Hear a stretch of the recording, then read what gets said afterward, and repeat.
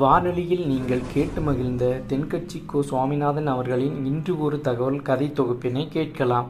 நம்பிக்கை இல்லைன்னா இந்த உலகத்தில் நாம் நடமாடவே முடியாது. அவநம்பிக்கையோடு இருந்துக்கிட்டு இருந்தால் என்றைக்கும் அவஸ்தை தான். நாம் நம்புறது நடக்குதோ இல்லையோ அது வேறு விஷயம். ஆனால் எதையும் நம்பி தான் நாம் அடி வைக்க வேண்டியிருக்கு. வேறு ஒன்றும் வேணாம், ஒரு லாட்ரி சீட்டு வாங்குகிறோம். அது எங்கே நமக்கு விழப்போகுது அப்படிங்கிற அவநம்பிக்கையோடவா வாங்குகிறோம். பரிசு நமக்கு தான் அப்படிங்கிற நம்பிக்கை உள்ளூர இருக்கிறதுனால தான் அதை வாங்குகிறோம். இருந்தாலும் முடிவு வேறு மாதிரி ஆகிடுது. அதுக்காக மனசு சோர்ந்து போகிறதில்ல. அடுத்த மாதமும் சீட்டு வாங்குகிறோம். இந்த நம்பிக்கை தான் மனித வாழ்க்கைக்கு ஆதாரம்.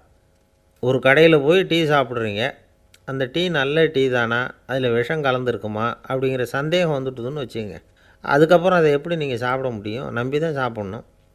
ரயில் ஒழுங்காக போய் சேருங்கிற நம்பிக்கை இருக்கிறதுனால தான் அதில் ஏறி உட்காடுறோம். லெட்டர் ஒழுங்காக போய் சேருங்கிற நம்பிக்கை இருக்கிறதுனால தான் பெட்டியில் போடுறோம். சரி, நம்ம கதையெல்லாம் நம்மளோட இருக்கட்டும். மனித நம்பிக்கை எந்த அளவுக்கு உறுதியாகவும் அறிவுபூர்வமாகவும் இருக்கணுங்கிறதுக்கு அலெக்சாண்டர் வாழ்க்கையில் நடந்த ஒரு சம்பவத்தை உதாரணமாக சொல்லலாம். இந்த உலகத்தையே ஜெயிக்கணும்னு புறப்பட்டார் அலெக்சாண்டர். ஒரு கட்டத்தில் அவர் சிட்னஸ் நதி கரைக்கு சேர்ந்தார். அந்த சமயத்தில் அவருக்கு கடுமையான நோய் வந்துட்டுது. அவர் கூடவே வந்திருந்த கிரேக்க வைத்தியர்கள் என்னென்னமோ முயற்சியெல்லாம் பண்ணி பார்த்தாங்க. இருந்தாலும் அலெக்சாண்டருக்கு வந்திருக்கிறது என்ன நோய்ங்கிறத அவங்களால கண்டுபிடிக்க முடியல. ஏன்னா அந்த பகுதியில் உள்ளவங்களுக்கு மட்டுமே அதிகமாக வரக்கூடிய ஒரு வினோதமான நோயாக இருந்தது அது. ஆனால் அவர் இருக்கிற இடம் எதிரியோட இடம், பாரசீக மன்னனோட ஆளுகைக்கு உட்பட்ட இடம். என்ன பண்ணுறது அப்படின்னு எல்லோரும் யோசனை பண்ணாங்க. பாரசீக மன்னனோட அரண்மனையில் இருக்கிற வைத்தியர் வந்தால் இந்த நோயை குணப்படுத்தி விடுவார் அப்படின்னு சொன்னாங்க. இருந்தாலும் எதிரியோட நாட்டில் இருக்கிற வைத்தியரை கூப்பிட்டு எப்படி நம்பி வைத்தியம் பார்க்க சொல்கிறது அப்படின்னு சொல்லி எல்லோரும் தயங்கினாங்க. ஆனால் அலெக்சாண்டர் தயங்கலை. பரவாயில்ல, அழைச்சிட்டு வாங்கன்னு விட்டார். உடனே அவரை போய் அழைச்சிட்டு வந்துட்டாங்க. அவர் வந்தார். அலெக்சாண்டர் உடம்பை பரிசோதனை பண்ணி பார்த்தார். சரி, இதை குணப்படுத்தி விடலாம், பயப்பட வேண்டியதில்லை. ஆனால் இதுக்கு ஒரு மூலிகை ரசம் தயார் பண்ணி கொடுக்கணும். நான் போய் அதை தயார் பண்ணிவிட்டு 2 நாளில் திரும்பி வந்துடுறேன் அப்படின்னு சொல்லிவிட்டு போனார் அந்த வைத்தியர். அதே மாதிரி 2 நாளில் திரும்பி வந்தார் மூலிகை ரசத்தோடு. இதுக்கு இடையில் அலெக்சாண்டரோட தளபதிகளில் ஒருத்தர் ரகசியமாக ஒரு எச்சரிக்கை கடிதம் கொடுத்து அனுப்பியிருக்கிறான். அதை வாங்கி என்ன விஷயம்னு பார்த்தார். இப்போ உங்ககிட்ட வந்திருக்கிற எதிரி நாட்டு வைத்தியரை நம்பாதீங்க. அவன் கொண்டுகிட்டு வந்திருக்கிற மூலிகை ரசத்தில் விஷம் கலந்துருக்குது அப்படின்னு அதில் எழுதியிருக்கு. அதை பார்த்தார் அலெக்சாண்டர். இருந்தாலும் கொஞ்சம் கூட அலட்டிக்கலை. வைத்தியர் கொடுத்த மருந்தை வாங்கி கடகடன்னு குடிச்சுட்டு அதுக்கப்புறம் அந்த கடிதத்தில் இருந்த விஷயத்தை அந்த வைத்தியர்கிட்ட சொன்னார். வைத்தியர் திகைச்சு போயிட்டார். தன் மேலே அலெக்சாண்டர் வச்சுருக்கிற நம்பிக்கையை பார்த்து அவருக்கு ரொம்ப வியப்பு. வைத்தியர் உண்மையிலேயே நல்ல மருந்து தான் கொண்டுகிட்டு கொடுத்துருக்கிறார். அதில் விஷம்லாம் எதுவும் கலக்கலை. அதுக்கப்புறம் அலெக்சாண்டர் அந்த வைத்தியரை பார்த்து சொன்னாராம், நம்பிக்கைங்கிற அச்சாணியை ஆதாரமாக வச்சுக்கிட்டு தான் இந்த உலகம் சுற்றிக்கிட்டு இருக்குது. எனக்கு எதிரியாக இருந்தாலும் பாரசீக மன்னர் ரொம்ப பெரியவர். அப்பேற்பட்ட மன்னருடைய அரண்மனை வைத்தியர் தொழில் நேர்மை இல்லாதவராக இருக்க மாட்டார். அப்படி இருந்தால் அவரை அரண்மனை வைத்தியராக வச்சிருக்கவே மாட்டாங்க அப்படின்னு நம்பினேன். என்னுடைய நம்பிக்கை வீண் போகலை அப்படின்னாராம். இதுதான் மானுட நம்பிக்கைங்கிறது. இந்த காலத்துலேயும் இது மாதிரி இந்த மானுட நம்பிக்கையை ரொம்பவும் சாமர்த்தியமாக கையாளுகிற கெட்டிக்காரங்க சில பேர் இருக்கிறாங்க. இந்த காலத்து குரு, அவருக்கு ஒரு சிஷ்யன். குரு முன்னாடி அந்த சிஷ்யன் ரொம்ப பணிவாக நின்று, குருவே, உங்கள் கையால் விஷத்தை கொடுத்தாலும் அதை வாங்கி மடமடன்னு குடிச்சிருவேன் அப்படின்னா. உன்னுடைய குரு பக்தியை மெச்சினேன் அப்படின்னார் குரு. அதுக்கு அந்த சிஷ்யன், அப்படி இல்லை குருவே, உங்கள்கிட்ட சிஷ்யனாக இருக்கிறத விட உங்கள் கையால் விஷத்தை வாங்கி குடிச்சு விட்றது ரொம்ப நல்லது, அதனால தான் அப்படி சொன்னேன் அப்படின்னா. ஒரு குரு, இளம் சீடர்கள் எதிரில் உட்காந்துருக்கிறாங்க. குரு பாடம் நடத்திக்கிட்டு இருக்கிறார். சீடர்களுக்கு ஒரு ஆசை, அதாவது ஒரு முக்கியமான மந்திரத்தை நம்ம குருநாதர்கிட்ட இருந்து கற்றுக்கணும் அப்படிங்கிறது அவங்க ஆசை. அது என்ன மந்திரம்னா, இறந்தவரை உயிர்ப்பிக்கக்கூடிய புனித மந்திரம், அதாவது செத்தவங்களுக்கு மீண்டும் உயிர் உண்டாக்குகிற மந்திரம். குருவே, தயவு பண்ணி அந்த மந்திரத்தை எங்களுக்கு உபதேசிக்கணும் அப்படின்னு கேட்டாங்க. அது ரொம்ப ஆபத்தானது, அது என்னத்துக்கு உங்களுக்கு வேண்டாமேன்னாராம் குரு. எங்களுடைய நம்பிக்கை உறுதிப்படுறதுக்காகத்தான் கேட்குறோம், வேற ஒன்றும் இல்லை அப்படின்னாங்களாம் சீடர்கள். பக்குவப்படாத அறிவுங்கிறது ரொம்ப ஆபத்தானது அப்படின்னாராம் குரு. இது சீடர்களுக்கு புரியல. அது எப்படிங்க பக்குவப்படாத அறிவு ஆபத்தானதுன்னு சொல்கிறீங்க, அப்படின்னா என்ன அப்படின்னு கேட்டிருக்காங்க சீடர்கள். குரு அதுக்கு விளக்கம் கொடுத்தாராம். அந்த மந்திரத்தை எப்போ பயன்படுத்தணுங்கிறது முக்கியம். அதை அறியக்கூடிய ஞானம் ஏற்படுகிற வரைக்கும் அதை தெரிஞ்சுக்காமல் இருக்கிறது தான் நல்லது, இல்லைன்னா ஆபத்துன்னாராம். ஆனால் அந்த சீடர்கள் அதை கேட்குற மாதிரி இல்லை, ரொம்ப பிடிவாதம் பண்ண ஆரம்பிச்சிட்டாங்க. சரி வாங்க சொல்கிறேன்னார் குரு. எல்லோரும் வந்தாங்க. அந்த புனித மந்திரத்தை அவங்களுக்கு ரகசியமாக உபதேசம் பண்ணார். உபதேசம் பண்ணிவிட்டு அவங்களுக்கு எச்சரிக்கையும் கொடுத்தார். இந்த மந்திரத்தை நல்லா ஆராய்ச்சி பார்த்ததுக்கு அப்புறம்தான் உச்சரிக்கணும், அவசரப்பட்டு எதுவும் செஞ்சிடக்கூடாது அப்படின்னு ஒரு தடவைக்கு பல தடவை எச்சரிக்கை கொடுத்தார். சரின்னு சொல்லிவிட்டு அவங்கெல்லாம் மந்திரத்தை கற்றுக்கிட்டு எழுந்திரிச்சு போயிட்டாங்க. ஒரு நாள் அந்த சீடர்கள் எல்லாம் மணற்பாங்கான இடத்துல அப்படியே நடந்து போயிட்டுருக்கிறாங்க. ஒரு பாலைவன பகுதி மாதிரி ஒரு இடம். அங்கே ஒரு இடத்துல எலும்புகள் குவியலாக கிடந்தது. உடனே இந்த சீடர்கள் முன்ன பின்ன யோசிக்காமல், தியானமும் பண்ணாமல், அந்த மந்திரத்தோட பயனை சோதித்து பார்க்கணும் அப்படின்னு நினச்சிக்கிட்டு அந்த மந்திரத்தை உச்சரிக்க ஆரம்பிச்சிட்டாங்க. அவ்வளோதான். உடனே என்னாச்சு தெரியுமா? அந்த எலும்புகள் எல்லாம் ஓநாய்களாக மாறி அவங்கள துரத்த ஆரம்பிச்சிட்டுது. சீடர்கள் எல்லாம் தலைதெறிக்க ஓட ஆரம்பிச்சிட்டாங்க. ஓநாய்களும் விடலை, அவங்கள துரத்தி பிடிச்சி கடித்து கொதற ஆரம்பிச்சிட்டுது. அப்போ தான் அந்த சீடர்களுக்கு குரு சொன்ன அறிவுரையோட அர்த்தம் புரிஞ்சுது. பக்குவப்படாத அறிவு ஆபத்தானது அப்படிங்கிறது. அதனால் இதிலேருந்து நாம் தெரிஞ்சுக்க வேண்டியது என்னென்னா, நாம் நம்ம அறிவை வளர்த்துக்கிட்டால் மட்டும் போதாது, அந்த அறிவை எப்போ எப்படி பயன்படுத்தணும் அப்படிங்கிற பக்குவமும் நமக்கு வரணும். அப்போ தான் வாழ்க்கை நல்லபடியாக அமையும், இல்லைன்னா இடைஞ்சல் தான். இந்த காலத்தில் சில சின்ன பிள்ளைங்களுக்கே அறிவு ரொம்ப பக்குவப்பட்டிருக்குங்கிறத உணர முடியுது. ஒரு சின்ன பையன் பள்ளிக்கூடத்தில் மார்க் லிஸ்ட்டு கொடுத்தாங்க, வாங்கிக்கிட்டு அவசரமாக வீட்டுக்கு ஓடினான். எதிரில் வந்த ஒருத்தர் கேட்டார், என்ன அவசரம், ஏன் இப்படி வேகமாக ஓடுறேன்னார். எங்கள் அம்மா கிட்ட அடி வாங்கணும், அதுக்காக தான் ஓடுறேன்னா. அடி வாங்கிறதுக்காக இவ்வளவு அவசரம்னார் அவர். அப்படி இல்லைங்க, நான் போகிறதுக்குள்ளே எங்கள் அப்பா வீட்டுக்கு வந்துட்டாருன்னா அவர்கிட்ட அடி வாங்க வேண்டியிருக்கும், அதை அவாய்ட் பண்ணுறதுக்காக இப்படி ஓடுறேன் அப்படின்னு நானான் அந்த பையன். ஒரு ஊரில் ஒரு ஆள் இருந்தான். அவனுக்கு ஒரே ஒரு மகள். அவளை நல்ல இடத்துல கட்டி கொடுக்கணும்னு ஆசைப்பட்டான். அதுக்காக மாப்பிள்ளை தேடிக்கிட்டு இருந்தான். அவன் கொஞ்சம் வசதியான ஆள், அதனால் நிறைய பேர் வந்தாங்க. இருந்தாலும் ஒரு நல்ல குணமுள்ள மாப்பிள்ளையாக இருக்கணும் அவன் எதிர்பார்த்தான். அப்படி இருக்கணும்னு தொடர்ந்து முயற்சி பண்ணான். கடைசியாக ஒரு 3 பேர் கிடைச்சாங்க. அந்த 3 பேரில் யாரை தேர்ந்தெடுக்கிறது, இதுதான் அவனுக்கு வந்த குழப்பம். இந்த நிலைமையில் ஒரு பெரியவரை தேடி போனான். அவர்கிட்ட தன்னுடைய பிரச்சனையை சொன்னான். அவர் கொஞ்சம் யோசனை பண்ணார். அதுக்கப்புறம் 3 பேரையும் கூப்பிட்டார். இதை பாருங்கப்பா, உங்கள் 3 பேருக்கும் 3 மாத கால அவகாசம் தர்றேன், நீங்கள் இப்போ போகலாம், 3 மாதம் கழித்து திரும்பி வரலாம். அப்படி வரும்பொழுது இந்த 3 மாத காலத்தில் நீங்கள் செஞ்ச நல்ல காரியம் ஏதாவது ஒன்று சொல்லணும், அதை வச்சு உங்களில் ஒருத்தரை நாங்கள் தேர்ந்தெடுத்துக்கிறோம் அப்படின்னு சொன்னாராம். 3 பேரும் சரின்னு சொல்லிவிட்டு திரும்பி போயிட்டாங்க. 3 மாதம் ஆச்சு. அதுக்கப்புறம் ஒரு நாள் திரும்பி வந்தாங்க. அவர் அவங்கள கூப்பிட்டு உட்கார வச்சார். அப்புறம் கேட்டார், இப்போ சொல்லுங்கள், இந்த 3 மாத காலத்தில் நீங்கள் செஞ்சுருக்கிற ஏதாவது ஒரு நல்ல காரியத்தை சொல்லுங்கள் அப்படின்னார். முதல்ல ஒருத்தன் எழுந்திரிச்சு நின்னான். ஐயா, எங்கள் அப்பா இறந்த பிறகு அவரோட கணக்கு வழக்குகளை எடுத்து பார்த்துக்கிட்டு இருந்தேன். அவர் ஒரு வியாபாரிகிட்ட 10,000 ரூபா கடன் வாங்கியிருக்கிறதாக எழுதியிருந்தார். அந்த வியாபாரியும் இப்போ உயிரோடு இல்லை. இருந்தாலும் அந்த வியாபாரியோட மகனை தேடி கண்டுபிடிச்சேன். கணக்கு புத்தகத்தை காட்டினேன். உங்கள் அப்பா கிட்ட 10,000 ரூபா கடன் வாங்கியிருக்கிறதாக இதை எழுதியிருக்கிறார். அதனால் அதை திருப்பி கொடுக்கறதுக்காக வந்திருக்கிறேன், இந்தாங்க அந்த பணம் அப்படின்னு சொல்லி கொடுத்துட்டு வந்துட்டேன் அப்படின்னு நானாம். இதை பெரியவர் கவனமாக கேட்டுக்கிட்டார். அதுக்கப்புறம் 2வது இளைஞன் எழுந்திரிச்சான். ஐயா, நான் போன மாதம் ஒரு நாள் ராத்திரி வேளையில் ஒரு காட்டுப்பாதை வழியாக எங்கள் ஊருக்கு போய்கிட்டு இருந்தேன். அந்த சமயத்தில் அந்த வழியாக வந்துக்கிட்டு இருந்த ஒரு வழிப்போக்கர்கிட்ட 4-5 திருடர்கள் வம்பு வளர்த்து அவர்கிட்ட இருந்த பொருளையெல்லாம் கொள்ளையடிச்சிக்கிட்டு இருந்தாங்க. நான் உடனே ஒரு குச்சியை எடுத்துகிட்டு ஓடினேன். அந்த திருடர்களை அடித்து விரட்டினேன். பொருளையெல்லாம் மீட்டு அந்த வழிப்போக்கர்கிட்ட ஒப்படைச்சேன். அவரை பத்திரமா அழைச்சிக்கிட்டு போய் அவர் வீட்டில் விட்டுட்டு வந்தேன் அப்படின்னு நானும். இதையும் பெரியவர் கவனமாக கேட்டுக்கிட்டார். அடுத்தபடியாக 3வது இளைஞன் எழுந்திரிச்சான். ஐயா, போன மாதம் ஒரு நாள் நான் ஒரு மலைப்பாதை வழியாக போய்கிட்டு இருந்தேன். மலைப்பாதை விளிம்பில் ஒரு மதகு கட்டை, அது மேலே ஒரு ஆள் படுத்து தூங்கிட்டு இருந்தான். அந்த பக்கம் தவறி உருண்டு விழுந்திருந்தான்னா அதில் பாதாளம், அது மலையடி வாரத்தில் போய் தான் விழணும், அவ்வளவு பள்ளம். அது தெரியாமல் அவன் பாட்டுக்கு தூங்கிட்டு இருந்தான். நான் உடனே அவன்கிட்ட ஓடி போய் குனிஞ்சு அவன் முகத்தை பார்த்தேன். அப்போ தான் புரிஞ்சுது, அவன் ஏற்கனவே எனக்கு தெரியும். அவனை எனக்கு நிறைய கெடுதல் பண்ணியிருக்கிறான், இடைஞ்சல் கொடுத்தவன். இருந்தாலும் ஐயோ பாவம்னு நினச்சி அவனை எழுப்பி பாதுகாப்பாக வேறு ஒரு இடத்துல படுக்க வச்சுட்டு வந்தேன் அப்படின்னு நானாம். பெரியவர் இதையும் கேட்டுக்கிட்டார்.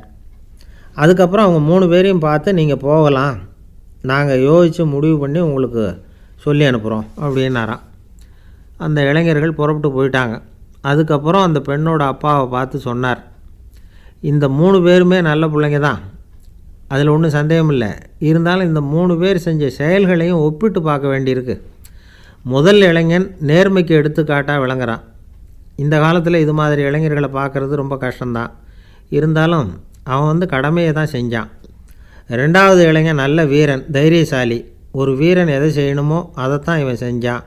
இவன் ஒரு லட்சிய மனிதன். 3வது இளைஞன் தன்னுடைய பகைவனுக்கே உதவி செஞ்சுருக்கான். அவன் உயிரை காப்பாற்றியிருக்கிறான். பகைவனுக்கு அருள்வதுங்கிறது ஒரு சாதாரண மனுஷனால் செய்யக்கூடிய காரியம் இல்லை.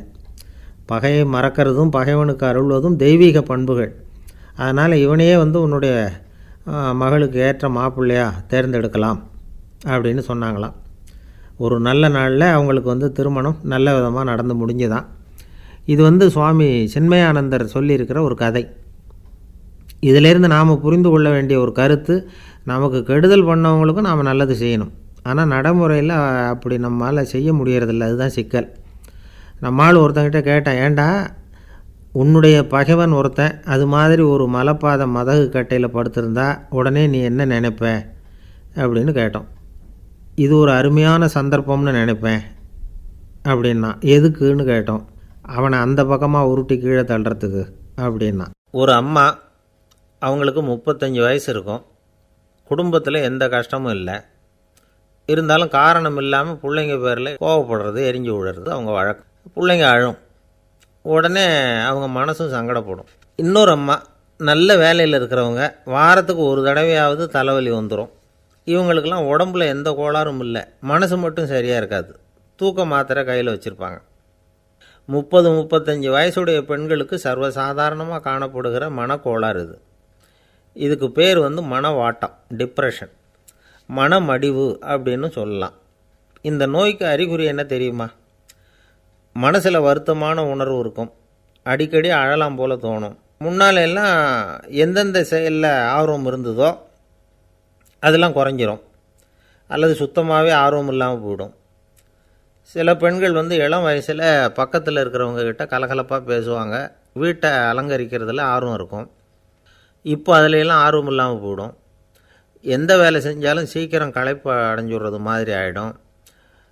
நமக்கு யாருமே உதவியாக இல்லை, நம்ம எல்லோரும் கை விட்டுட்டாங்க போல் இருக்குதே அப்படிங்கிற உணர்வுலாம் உண்டாகும். தன்னைத்தானே குறை சொல்லிக்குவாங்க. நாம் தப்பு பண்ணிவிட்டோம் போல் இருக்குதே அப்படின்னு தோணும். குற்றம் பண்ணிட்டதா நினச்சி கஷ்டப்படுவாங்க. பசி இருக்காது, தூக்கத்தில் தொந்தரவு இருக்கும். அடிக்கடி செத்து போடலாங்கிற உணர்வு வரும். தற்கொலை பண்ணிக்கலாங்கிற எண்ணம் உண்டாகும். சில பேர் தற்கொலை முயற்சியில் கூட ஈடுபடுவாங்க. சில பேருக்கு பலவிதமான உடல் வலிகள் இருக்கும், பலவீனம் இருக்கும், சீக்கிரமாக களைப்படைஞ்சு போடுவாங்க. இதெல்லாம் மனவாட்ட நோய்க்கான தன்மைகள். இந்த மனவாட்டம், அதாவது டிப்ரெஷனை 2 வகையாக பிரிக்கலாமா. ஒன்று தானாக உண்டாக்கிக்கிறது, இன்னொன்று எதிர் விளைவை உண்டு பண்ணுகிற அல்லது நரம்பு சம்பந்தப்பட்ட டிப்ரெஷன். தானாக உண்டாக்கிக்கிற மனவாட்ட நோய் இருக்குது பாருங்கள், அதுக்கு ஏதாவது சூழ்நிலை காரணமாக இருக்கலாம், அல்லது இல்லாமலும் போகலாம். மூளையில் டொப்பாமைன் அல்லது செரட்டோனின் இதோட அளவு குறையும் பொழுது இந்த டிப்ரெஷன் உண்டாகுது. இதுக்கு ஓரளவு பிறவி காரணங்கள் கூட இருக்கலாம். குடும்பத்தில் வேறு சிலருக்கும் வரலாம். பாதிக்கப்பட்ட பெண்ணை பார்க்குறதுக்கு பலவீனமாக தெரியும், கடுமையான குற்ற உணர்வு இருக்கும், தனியாக இருக்கிறதுக்கு ஆசைப்படுவாங்க, நடு ராத்திரியில் எழுந்திரிச்சு உட்காந்து கஷ்டப்பட்டுக்கிட்டு இருப்பாங்க, கொடூரமான முறையில் தற்கொலை பண்ணிக்க முயற்சி பண்ணுவாங்க, தீ வச்சுக்கிறது, அமிலத்தை குடிக்கிறது, தூக்கில் தொங்குறது. இப்படி தானாக வரவழைச்சிக்கிற மனவாட்ட நோய் மறையக்கூடிய நோய். ஒரு தடவை வந்தால் 3லேருந்து 6 மாதம் வரைக்கும் நீடிக்கும். இடைப்பட்ட காலங்களில் நோயாளி இயல்பாக இருப்பார். எதிர் விளைவை உண்டு பண்ணுகிற அல்லது நரம்பு சம்பந்தப்பட்ட மனவாட்ட நோய் எப்படின்னா, கணவன் மனைவி மாமியார் மருமகள் இப்படிப்பட்ட உறவு முறை பிரச்சனைகள், தோல்விகள், எரிச்சல்கள், ஆஃபீஸு பிரச்சனை, இப்படிப்பட்ட சூழ்நிலையால் உண்டாகிறது. எல்லாத்துக்கும் மருந்து இருக்குது, மார்க்கம் இருக்குது, கவலைப்பட வேண்டியதில்லை, தைரியமாக இருக்கணும். உளவியல் மருத்துவம் இதுக்கு ரொம்ப உபயோகமாக இருக்கும். சில பெண்களை பாருங்கள், அவங்க எதுக்கும் அலட்டிக்கிறது இல்லை. ஒரு அம்மா அப்படி தான் தன்னுடைய கணவனை அழைச்சிக்கிட்டு ஒரு மனநோய் மருத்துவர்கிட்ட வந்தாங்க. டாக்டர், எங்கள் வீட்டுக்காரர் திடீர்னு ஒரு மாதிரி ஆயிட்டார், வித்தியாசமாக நடந்துக்கிறார். எப்படின்னா, இவர் தன்னையே ஒரு ஒட்டடை குச்சியாக நினச்சிக்கிட்டு இருக்கிறார். அப்படி நினச்சிக்கிட்டு தன்னுடைய தலையாலேயே வீட்டில் உள்ள ஒட்டடையெல்லாம் தொடச்சிக்கிட்டு இருக்கிறார் அப்படின்னாங்க. எவ்வளவு நாளாக அப்படி இருக்குதுன்னு கேட்டார் டாக்டர். 1 வாரமாக அப்படி இருக்குது அப்படின்னாங்க அந்த அம்மா. அப்படின்னா முன்னாடியே ஏன் அழைச்சிட்டு வரல அப்படின்னு கேட்டார் டாக்டர். வீடு பூரா சுத்தமாகட்டுமேனு பார்த்துக்கிட்டு இருந்தேன் டாக்டர் அப்படின்னாங்களாம் அந்த அம்மா. ஒரு ஊரில் ஒரு ஞானி இருக்கிறார், ரொம்ப பெரிய ஞானி, ரொம்ப வயசாகிட்டுது. கடைசி காலத்தில் அவர்கிட்ட சில பேர் வந்தாங்க. உங்கள் குரு யார் அப்படின்னு கேட்டாங்க. அவர் நிமிர்ந்து பார்த்தார். எனக்கு ஆயிரக்கணக்கான குருமார்கள் உண்டு, அவங்க பேரெல்லாம் சொல்லணும்னா இந்த காலம் பத்தாது, ஆனால் முக்கியமான ஒரு 3 பேரை பற்றி மட்டும் உங்களுக்கு சொல்கிறேன் அப்படின்னாராம். அப்புறம் சொன்னார், அந்த 3 பேரில் ஒருத்தன் ஒரு திருடன். ஒரு சமயம் ஒரு பாலைவனம் வழியாக நான் போய்கிட்டு இருந்தேன். அப்போது வழி தவறி போய் ஒரு கிராமத்துக்கு போயிட்டேன். அது இருட்டு நேரம், நடுராத்திரி, ஊரே உறங்கி போச்சு. அந்த நேரத்தில் ஒரு ஆள் மட்டும் ஒரு வீட்டு சுவத்தில் ஏதோ பண்ணி உள்ளே நுழையிறதுக்கு முயற்சி பண்ணிகிட்ருக்கிறான். அவங்கிட்ட போய் நான் இன்றைக்கி இங்கே எங்கே தங்க முடியும் அப்படின்னு கேட்டேன். அதுக்கு அவன், இந்த ராத்திரி வேளையில் அது ரொம்ப சிரமம், ஒரு திருடனோட உங்களால் தங்க முடியும்னா நீங்கள் என்னோட தங்கலாம் அப்படின்னா. நான் அவங்க கூட 1 மாதம் தங்கியிருந்தேன். ஒவ்வொரு நாள் ராத்திரியும், இப்போ நான் என்னுடைய வேலைக்கு போகிறேன், நீங்கள் ஓய்வு எடுத்துக்கோங்க அப்படின்னு சொல்லிவிட்டு போவான். அவன் திரும்பி வந்த உடனே உனக்கு ஏதாவது கிடச்சிதான்னு நான் கேட்பேன். அதுக்கு அவன், இன்றைக்கி ராத்திரி ஒன்றும் இல்லை, நாளைக்கு மறுபடியும் முயற்சி பண்ணுவேன் அப்படின்பா. எப்பவும் அவன் நம்பிக்கை இழந்ததே கிடையாது, எப்பவும் சந்தோஷமாகவே இருப்பான். நானும் ரொம்ப காலமாக தியானம் பண்ணிக்கிட்டே இருந்தேன், ஒன்றுமே நடக்கலை. ஆனால் நான் என்ன பண்ணேன் தெரியுமா, மனசு வருத்தப்படும், நம்பிக்கை இழந்துருவேன். அப்போல்லாம் அந்த திருடனுடைய விடாமுயற்சி தான் ஞாபகத்துக்கு வரும். அதனால் அந்த திருடன் எனக்கு ஒரு குரு. என்னுடைய 2வது குரு யாருன்னா, அது ஒரு நாய். இது எப்படின்னா, ஒரு சமயம் எனக்கு ரொம்ப தாகமாக இருந்தது, ஒரு நதியை நோக்கி போய்கிட்டு இருந்தேன். அப்போது ஒரு நாயும் வந்தது, அதுக்கும் தாகம், ஓடி வந்து ஆற்றை பார்த்துது. அதோட நிழல் வந்து ஆற்றுல தெரிஞ்சுது. அதை பார்த்ததும் பயந்துட்டுது. அதாவது அது தன்னுடைய சொந்த உருவத்தையே கண்டு பயந்தது. அதை பார்த்து குறைக்குது, திரும்பி ஓடிச்சு. ஆனால் அதுக்கு தாகம் அதிகமாக இருந்ததுனால அது மறுபடியும் திரும்பி வந்தது. பார்த்தா மறுபடியும் தண்ணியில் நாயோட உருவம் தெரியுது. இப்படி சில தடவை பண்ணிச்சு. இருந்தாலும் கடைசியில் தண்ணியில் குதிச்சுட்டுது துணிஞ்சி. இப்படி குதித்த உடனே அதோட உருவமும் மறைஞ்சுட்டுது. இதை பார்த்தேன். நான் என்ன புரிஞ்சுக்கிட்டேன்னா, எவ்வளவு தான் பயம் இருந்தால் கூட ஒருத்தன் தைரியமாக காரியத்தில் இறங்கணும் அப்படிங்கிறத புரிஞ்சுக்கிட்டேன். இந்த போதனை அந்த நாய்கிட்ட இருந்து எனக்கு கிடைச்சிது. இது ஒன்று. அடுத்தது, என்னுடைய 3வது குரு யாருன்னா, அது ஒரு சின்ன குழந்தை. நான் ஒரு சமயம் ஒரு நகரத்துக்கு போனேன். அங்கே ஒரு குழந்தை எரிகிற மெழுகுவத்தி ஒன்று எடுத்துக்கிட்டு வந்தது. நான் அந்த குழந்தைய பார்த்து வேடிக்கையாக கேட்டேன், ஏன் பாப்பா, இந்த மெழுகுவத்தியை நீயாவே கொளுத்துனியா அப்படின்னு கேட்டேன். ஆமான்னுது அந்த குழந்தை. சரி, இந்த மெழுகுவத்தி முன்னாடி எரியாமல் இருந்தது, இப்போ எரியுது, இந்த மெழுகுவத்திக்கு வெளிச்சம் எங்கேருந்து வந்தது, அதை எனக்கு காட்ட முடியுமா அப்படின்னு கேட்டேன் அந்த குழந்தைகிட்ட. இதுக்கு அந்த குழந்தை சிரிச்சுக்கிட்டு அந்த மெழுகுவத்தியை ஊதி அணைச்சுட்டுது. அதுக்கப்புறம் என்னை பார்த்து கேட்டுது, இப்போ இந்த மெழுகுவத்தியின் வெளிச்சம் போனதை பார்த்தீங்க இல்லையா, அது எங்கே போச்சுன்னு எனக்கு சொல்லுங்க அப்படின்னுது. அந்த குழந்தை இப்படி கேட்டதும் என்கிட்ட இருந்த ஆணவம் அழிஞ்சுட்டுது. நான் படித்ததெல்லாம் அந்த வினாடியில் சுக்கு நூறாக போயிட்டுது. என்னுடைய முட்டாள்தனத்தை நான் உணர்ந்தேன் அப்படின்னு இவ்வளவும் அந்த ஞானி விவரமாக சொன்னாராம். அதனால் நாம் இன்னார்கிட்டே இருந்து தான் இதை கற்றுக்கணுங்கிறது இல்லை, யாருக்கிட்டே இருந்தும் எதையும் கற்றுக்கலாம். நம்மால் ஒருத்தன் ஒரு நாய் வளர்த்துக்கிட்டு இருந்தான். அந்த நாய்க்கு வால் கிடையாது, யாரோ ஏற்கனவே வெட்டி எடுத்துட்டாங்க. இந்த நாய் தான் சார் எனக்கு குரு, அதுக்கிட்டே இருந்து கூட நான் பாடம் கற்றுக்கிட்டு இருக்கிறேன் அப்படின்னா. அப்படி என்ன கற்றுக்கிட்டேன் அந்த வால் இல்லாத நாய்கிட்டே இருந்து அப்படின்னு கேட்டோம். நாம் யாருக்கிட்டேயும் வாலாட்டக்கூடாது அப்படிங்கிற பாடத்தை அதுக்கிட்டே இருந்து தான் நான் கற்றுக்கிட்டேன் அப்படின்னா. ஒருத்தர் இருக்கார், நல்ல உத்தியோகத்தில் தான் இருக்கிறார், ஆனால் எப்போ பார்த்தாலும் முகத்தை வெறுப்பாக வச்சுருப்பார். அப்படியே வருவார் போவார். ஏன் சார் இப்படி இருக்கிறீங்க அப்படின்னு விசாரித்தோம். ஏன்டா இந்த வேலைக்கு வந்தோம்னு இருக்குது சார் அப்படின்னார். உங்கள் வேலை உங்களுக்கு பிடிக்கலையா அப்படின்னு கேட்டோம். இல்லைன்னார். இப்படிப்பட்டவங்க வெற்றிகரமான வாழ்க்கை வாழ முடியாது. இது நிபுணர்கள் கருத்து. வேலையை நேசிக்க தெரிந்தவர்கள் வெற்றி பெறுவார்கள் அப்படிங்கிறாங்க அவங்க.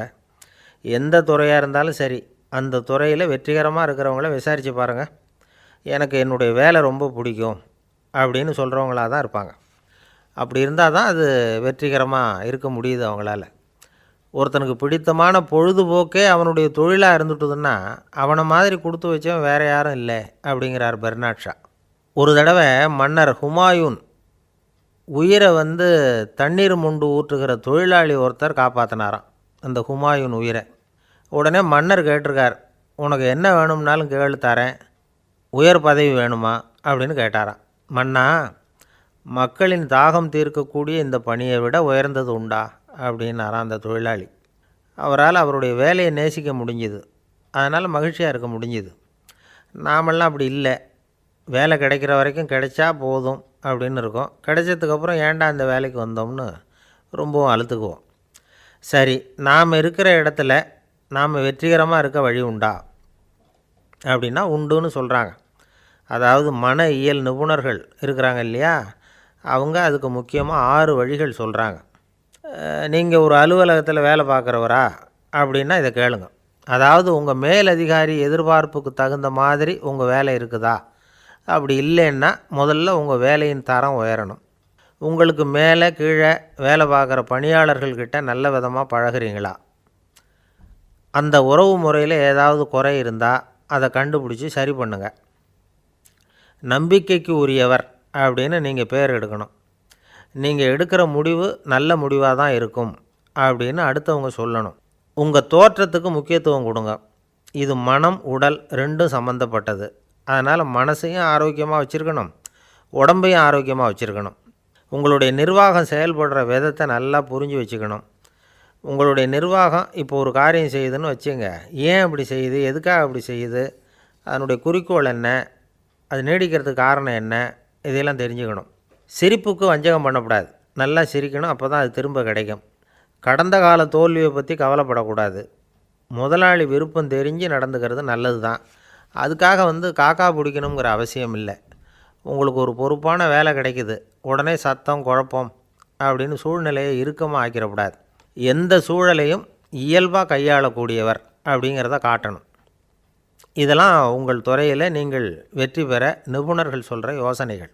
இவ்வளவு விவரமும் சொல்லிவிட்டு ஒருத்தரை பார்த்து கேட்டோம், இப்போ சொல்லுங்கள், நீங்கள் செய்கிற வேலை உங்களுக்கு பிடிச்சிருக்குதா அப்படின்னோம். ரொம்ப ரொம்ப பிடிச்சிருக்குது அப்படின்னார். சரி, என்ன செஞ்சிகிட்ருக்குறீங்க அப்படின்னு கேட்டோம். சும்மா தான் இருக்கிறேன் அப்படின்னார் அவர். இந்த உலகமே ஒரு நாடக மேடை, நாம் எல்லாரும் நடிகர்கள். இது ஞானிகள் சொல்கிறது. இது ஒரு பக்கம் இருக்கட்டும். இந்த உலகத்துக்குள்ளே எத்தனையோ நாடக மேடைகள், எத்தனையோ நடிகர்கள், எத்தனையோ நாடகங்கள், இதெல்லாம் எப்படி ஆரம்பமாச்சு? அதுதான் இன்றைக்கி தகவல். அதாவது ஆதி மனிதன் பேச ஆரம்பிக்கிறதுக்கு முன்னாடி சைகையாலேயே எல்லாத்தையும் சொல்லிகிட்டு இருந்தான். அதனால் அப்போவே நடிப்பு ஆரம்பமாயிட்டுது. முதல்ல ஒரு வேட்டையைத்தான் அவன் நடித்து காட்டியிருப்பான். இவன் எப்படி போனான், எதிரில் மிருகம் எப்படி வந்தது, அதோடு எப்படி சண்டை போட்டான், எப்படி அடித்து கொண்டுகிட்டு வந்தான், இதை அப்படியே மற்றவங்களுக்கு நடித்து காட்டியிருப்பான். ஏன்னா மொழி கிடையாது. இந்த காலத்துலலாம் நாடகங்களில் நடிக்கிறவங்கள நடிகர்கள்ங்கிறோம். ஒரு காலத்தில் இவங்களுக்கு என்ன பேர் தெரியுமா? திஸ்பியர்கள் அப்படின்னு பேரான். இதுக்கு காரணம் உண்டு. அதாவது 2000 வருஷத்துக்கு முன்னாடி கிரீஸ் நாட்டில் திசிபியஸ் அப்படின்னு ஒரு ஆள் இருந்தான். அவன் ஒரு பெரிய நாடக கலைஞன். அவன் சில இளைஞர்களை சேர்த்துக்கிட்டான், பயிற்சி கொடுத்தான், நாடக குழுவை உருவாக்கினான். நடிகர்களையும் நாடகத்துக்கு தேவையான பொருள்களையும் ஏற்றிக்கிட்டு போகிறதுக்கு ஒரு வண்டியையும் தயார் பண்ணான். அந்த வண்டியிலேயே அவன் கிரேக்க நாடு பூராவும் சுற்றினான். ஊர் ஊராக நாடகம் போட்டான். ஒரு ஊருக்கு போனதும் அங்கே நாடகம் நடத்த தியேட்டர் இருக்கா அப்படிங்கன்னெல்லாம் பார்க்குறதில்ல அவன். ஏன்னா அப்போலாம் தியேட்டர்னால் என்னென்ன தெரியாது. நாடகம்னா அதை ஒரு மூடிய கொட்டைக்குள்ளே தான் நடத்தணுங்கிறது அப்போ யாருக்குமே தோணலை. இந்த வண்டி போகும், அதுவே ஒரு பகுதி அப்படியே ஒரு மேடை மாதிரி விரிச்சிக்கும். அதில் ஏறி நின்றுக்கிட்டு நாடகத்தை நடித்து காட்டுவாங்களாம். மக்கள்லாம் எதிரில் தரையில் உட்காந்து அதை பார்த்துக்கிட்டு இருக்கிறது. உலகத்தின் முதல் நடமாடும் தியேட்டர் இது தானா. இந்த திசைபிஎஸ் தான் முதலாக உலகத்தில் நாடகங்கிற பொழுதுபோக்கை நடத்தி காட்டினவன் அப்படின்னு சொல்கிறாங்க. அவன் சொந்தமாக நாடகம் எழுதுனான், நடித்தான், நாடகத்தை இயக்கினான். அதனால தான் அவனை first man of the theatre அப்படின்னு சொல்லுவாங்க. அவன் தான் நாடக மேடையின் முன்னோடி. கிரேக்கர் காலத்திலேயே நாடக ஆசிரியர்கள், நடிகர்கள், ரசிகர்கள் இவங்கள்லாம் உருவாயிட்டாங்களாம். நாடகத்தின் சரித்திரத்தில் இந்த 3 பிரிவும் ரொம்ப முக்கியம். அதாவது கிரேக்க தியேட்டர்கள்லாம் திறந்த வெளி மேடைகள் தான். பெரும்பாலும் மலைச்சரிவுகள், அதுவே படிப்படியாக பண்ணியிருப்பாங்க. கீழே அரைவட்ட வடிவில் மேடை, அதுக்கு ஆர்கெஸ்ட்ரான்னு பேர். பிற்காலத்தில் இதில் உட்காந்து இசைக்குழுவினர் வாய்ச்சதுனால இசைக்குழுவுக்கே ஆர்கெஸ்ட்ராங்கிற பேர் வந்துட்டுது. இப்போது கிரேக்க தியேட்டர்களில் ஒன்று, அதோட காலம் கிமு 340. அதை இன்னமும் பாதுகாத்து வச்சுருக்கிறாங்களாம். எபிடாரஸ் அப்படிங்கிற இடத்துல அது இருக்குதான். இன்னமும் அந்த தியேட்டரை பயன்படுத்திக்கிட்டு வர்றாங்களாம். சிறந்த கிரேக்க நாடகங்கள்லாம் அங்கே நடிக்கிறாங்களாம். ஆரம்ப காலத்திலேயே கட்டணம் கிடையாது. அப்புறம் பின்னாடி தான் நுழைவு கட்டணம்லாம் அப்படியே வந்துட்டு தான். நடிகர்கள் பளபளப்பான ஆடைகள் உடுத்தியிருப்பாங்களாம். இந்த குதிகால் உயர்ந்த காலணிகள் போட்டிருப்பாங்களாம். இதெல்லாம் பழைய குறிப்புகள். பலவிதமான உருவங்களில் மாஸ்க் அப்படின்னு சொல்லப்படுற முகமூடி.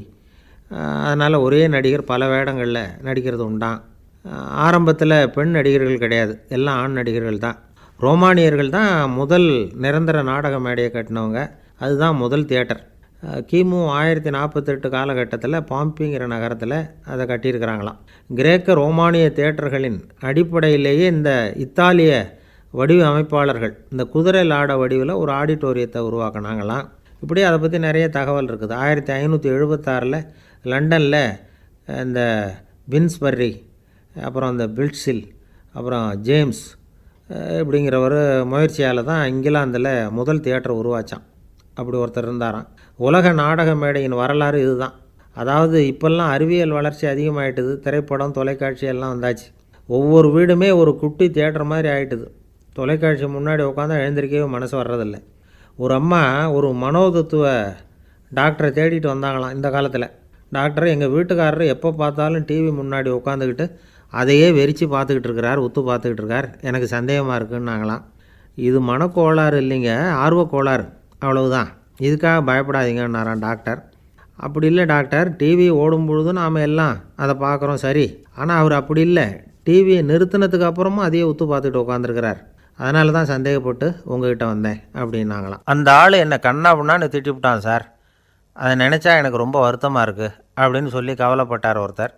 இதில் கவலைப்படுறதுக்கு என்ன இருக்குது அப்படின்னார் ஒரு பெரியவர். அவர் ஒரு மகான். என்ன சார் இப்படி சொல்கிறீங்க, ஒருத்தர் நம்ம பார்த்து திட்டுனா வருத்தமாக இருக்காதா அப்படின்னார். அது எப்படி வருத்தமாக இருக்கும், திட்டுறதுங்கிறது என்ன, அது வெறும் சத்தம் தானே அப்படின்னார் அந்த பெரியவர். நம்ம ஆளுக்கு தலையை பிச்சுக்கலாம் போல் இருந்தது. இருக்காத பின்ன, நமக்கே அப்படி தானே தோணுது. அந்த பெரியவர் சொல்கிறது ரொம்ப பெரிய விஷயம். அதை நாம் புரிஞ்சிக்க முயற்சி பண்ணலாம்னா நடைமுறை வாழ்க்கைக்கு அது ஒத்து வர்றது மாதிரி தெரிய மாட்டேங்குது. இருந்தாலும் அந்த பெரியவர் அதுக்கு என்ன தான் விளக்கம் கொடுக்குறாருன்னு பார்ப்போமே. ஒரு ரயில் போயிட்டுருக்கு, அதில் ஒரு சாது போயிட்டுருக்கார். அந்த ரயில் அவர் ஹரித்வாரம் போயிட்டுருக்கார். அவர் ரயிலில் ஏகப்பட்ட கூட்டம். நம்ம ஊர் ரயில் கேட்க வேணும், டிக்கெட் வாங்கிட்டு கொஞ்சம் பேர், வாங்காத கொஞ்சம் பேர், அது என்னத்துக்கு அனாவசியமாக டிக்கெட் அப்படிங்கிற நினப்பில் பாதி பேர். இந்த கூட்டத்துக்கு மத்தியில் அந்த சாதுவும் போயிட்டுருக்கிறார். உட்கார்றதுக்காக இருந்த இடத்துல ஒரு ஆள் படுத்துருக்கிறான், கொஞ்சம் முரட்டு ஆசாமி. அவன் கால் பக்கத்தில் கொஞ்சோண்டு இடம் பாக்கி இருந்தது. அந்த இடத்துல இந்த சாது உட்காந்துருந்தார். மெதுவாக உட்காந்துக்கிட்டார் போய். ஆனால் அந்த ஆள் ராத்திரி பூரா இவரை காலால் உதச்சிக்கிட்டே இருக்கிறான். அது இவருக்கு ரொம்ப அவமானமாக பட்டுது. அதனால் துக்கம் ஏற்பட்டுது. இருந்தாலும் அதை ஒரு மாதிரியாக சகிச்சுக்கிட்டே இவர் சேர்ந்தார். பொழுது விடிஞ்சுது. அந்த சாது ஹரித்வார் சேர்ந்தார். அங்கே ஒரு பெரிய ஞானியை சந்தித்தார். ராத்திரி ரயிலில் அந்த ஆள் உதைச்சதையும் அதனால் தனக்கு ஏற்பட்ட துக்கத்தையும் இந்த சாது அந்த ஞானிகிட்ட சொன்னார். சொல்லிவிட்டு, ஏன் சுவாமி, எனக்கு துக்கம் ஏற்பட்டதே அது தப்பா அப்படின்னு கேட்டார். தவறு தான்னார் அந்த ஞானி. உனக்கு இன்னமும் தேக அபிமானம் போகலைங்கிறது தான் அது காட்டுது. அஷ்டாவக்கிரர் என்ன சொல்கிறார் தெரியுமா, உண்மையான ஞானி யாராவது தன்னை வந்தனை செய்தால் அதற்காக சந்தோஷப்பட மாட்டார், யாராவது நிந்தனை செய்தால் அதற்காக வருத்தப்பட மாட்டார் அப்படின்னு சொல்கிறார். நிந்தனைங்கிறது ஒரு ஒலி தான். தேகாபிமானம் இருக்கிற வரைக்கும் இந்த ஒலி நம்மளை வேதனைப்படுத்தும். நான் தேகம் இல்லை, ஆத்மா அப்படிங்கிற நினைவு இருந்தால் இந்த ஒலி நம்மளை பாதிக்காது. மனு என்ன சொல்கிறார் தெரியுமா? ஒரு சாதகன் பாராட்டுதலை விஷம்னு நினச்சி பயப்படணும், அவமானத்தை அமிர்தம்னு நினச்சி சந்தோஷப்படணுங்கிறார். அவமானப்பட்டால் கவலைப்படாமல் எப்படி இருக்க முடியும் அப்படின்னு தான் நமக்கு தோணும். அதனால தான் நம்மளில் யாரும் இதுக்கு உதாரணமாக யாரையும் காட்ட முடியல. புத்தரையும் கபீரையும் உதாரணமாக காட்டுறாங்க. அவங்களுக்கெல்லாம் அவமானம் ஏற்பட்டப்போ கவலையே படலையாம்.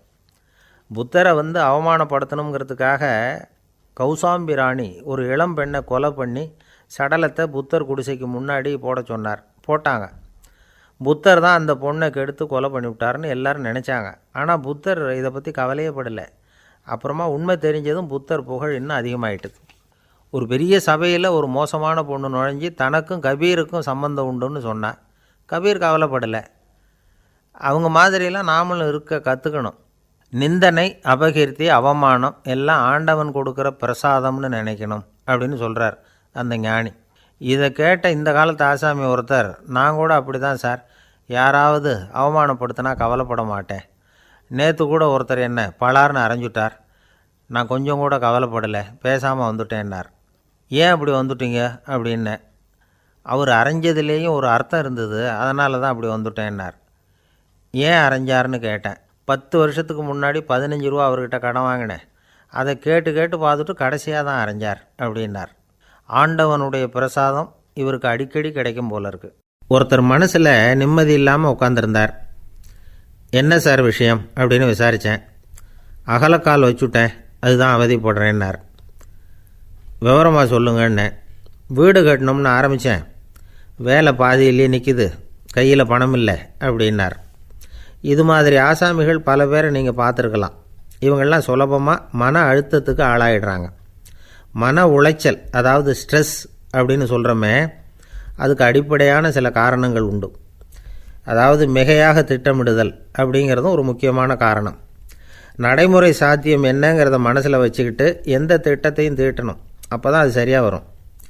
2வது காரணம் என்ன தெரியுமா? ஒரே நேரத்தில் பல்வேறு செயல்களில் ஈடுபடுறது. தொலைபேசியில் பேசிக்கிட்டே கையில் இருக்கிற கடிதத்தை படிச்சுக்கிட்டே எதிரில் உட்காந்துக்கிட்டு இருக்கிறவருக்கும் அப்பப்போ பதில் சொல்லிக்கிட்டு மனசில் பல்வேறு சிந்தனைகளை அப்படியே ஓட விட்டுக்கிட்டு இருக்கிறது, இதுவும் மன அழுத்தத்தை உண்டாக்குது. 3வது காரணம், எதுலேயும் வெற்றி மட்டும் எதிர்பார்க்குற ஒருதலைப்பட்சமான ஆர்வம்.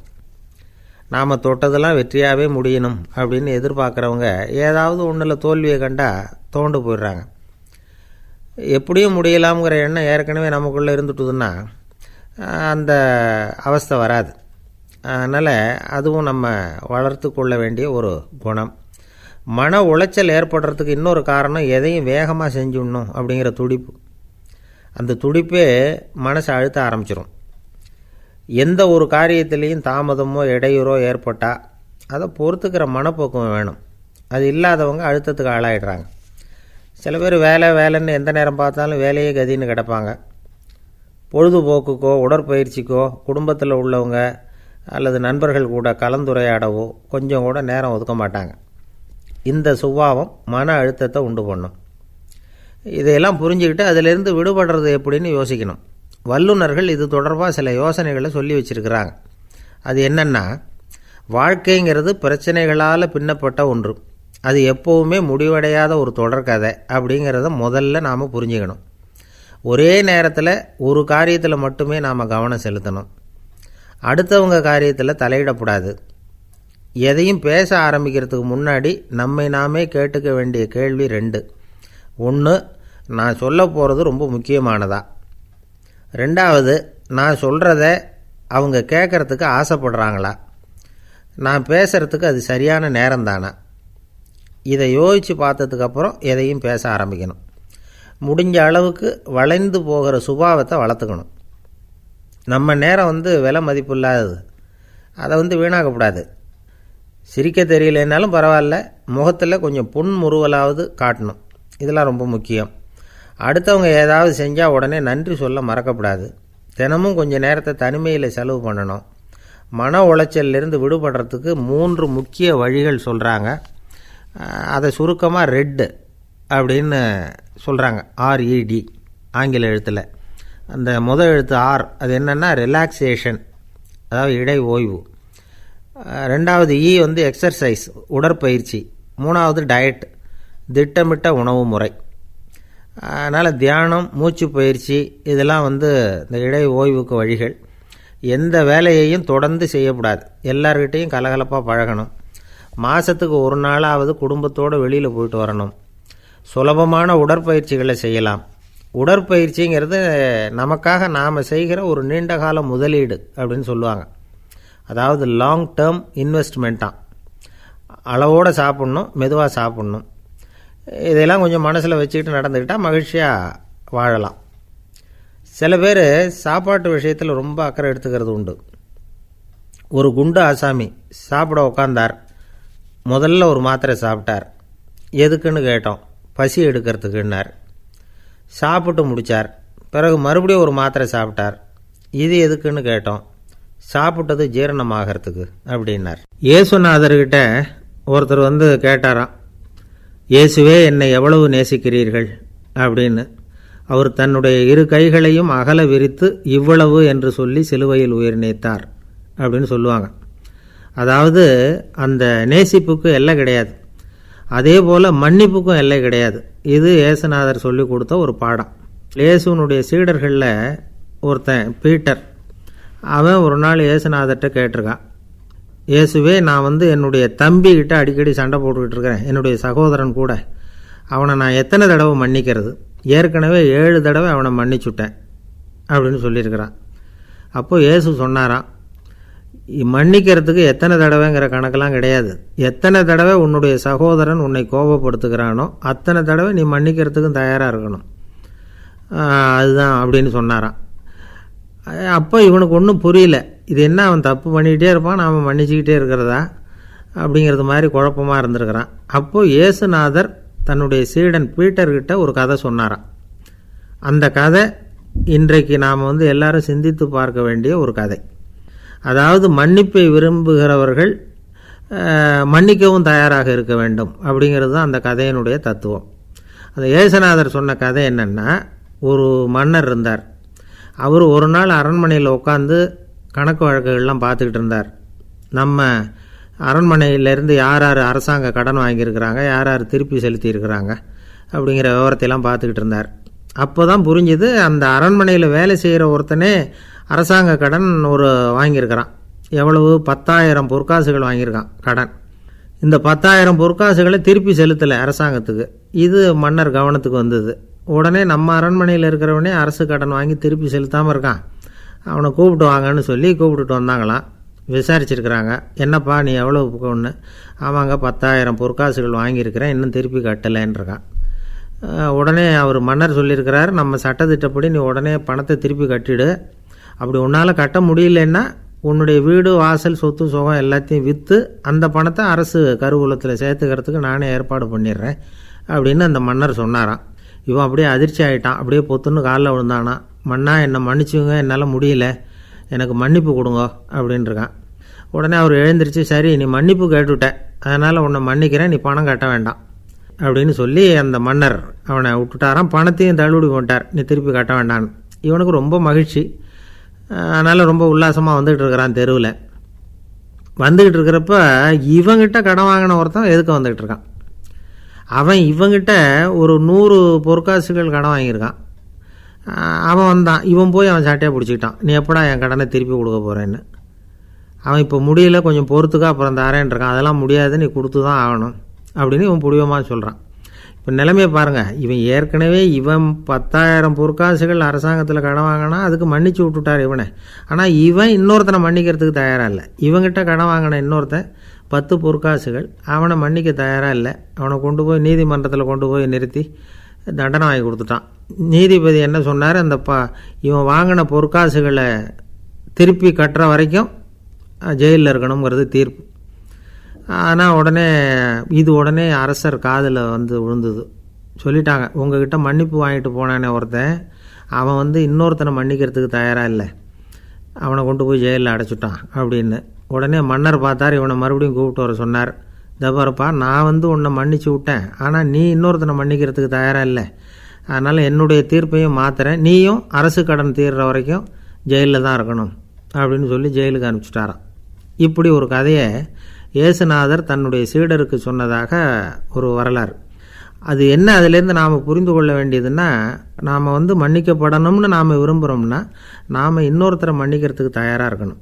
அதனால் நாம் இன்னொருத்தரை யாரையும் மன்னிக்க மாட்டோம், ஆனால் என்ன இன்னொருத்தர் மன்னிக்கணும் அப்படிங்கிறது மாதிரி செய்யக்கூடாதுன்னு சொல்லுவாங்க. அது மாதிரி நாம் இப்போ இது தப்பாக புரிஞ்சுக்கிறவங்களும் இருக்கிறாங்க. பாவம் மன்னிப்புங்கிறதுலாம் எதுக்குன்னா, அதாவது மறுபடியும் பாவம் செய்யாமல் இருக்கிறதுக்காக தான். அதான் மன்னிக்கிறாரே அப்படிங்கிறதுக்காக மறுபடியும் பாவம் பண்ணிகிட்டு இருக்கிறது இல்லை. அதான் ஒருத்தர் கேட்டாராம், பாவத்திலேருந்து மன்னிப்பு கிடைக்கணும்னா நீ என்ன செய்யணும் அப்படின்னு கேட்டிருக்கார். அதுக்கு அவன் சொல்லியிருக்கிறான், நான் முதல்ல பாவம் செய்யணும், அப்போ தானே மன்னிப்பு கிடைக்கும் அப்படின்னு நானாம். இப்படிப்பட்டவர்கள் தான் இன்றைக்கி உலகத்தில் அதிகமாக இருக்கிறாங்க. அதனால் இந்த மன்னிப்பின் மகத்துவங்கிறது இயேசுநாதர்கிட்டேருந்து தான் நாம் புரிஞ்சுக்கணும். அந்த இயேசு சொன்ன அந்த மன்னிக்கிற மனோபாவம் இருந்தால் இன்றைக்கி உலகம் பூராவும் அமைதி பூங்காவாக இருக்கும். அதில் ஒன்றும் ஆச்சரியமே இல்லை, அதில் ஒன்றும் சந்தேகமும் இல்லை. அதனால் மன்னிக்கிற மனோபாவத்தை நாம் எல்லாரும் நமக்குள்ளே வளர்த்து கொள்ள வேண்டும் அப்படிங்கிறது தான் நாம் இன்றைக்கு எல்லோரும் சிந்தித்து பார்க்க வேண்டிய ஒரு செய்தி.